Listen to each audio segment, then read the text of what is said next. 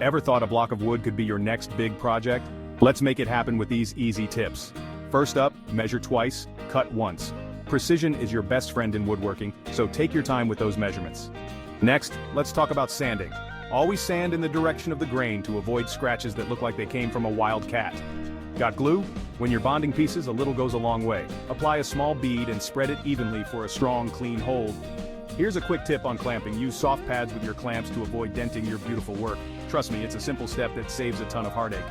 And don't forget, the right finish not only protects your project, but also brings out the beauty of the wood. Choose wisely and apply it with patience. Finally, keep your tools sharp.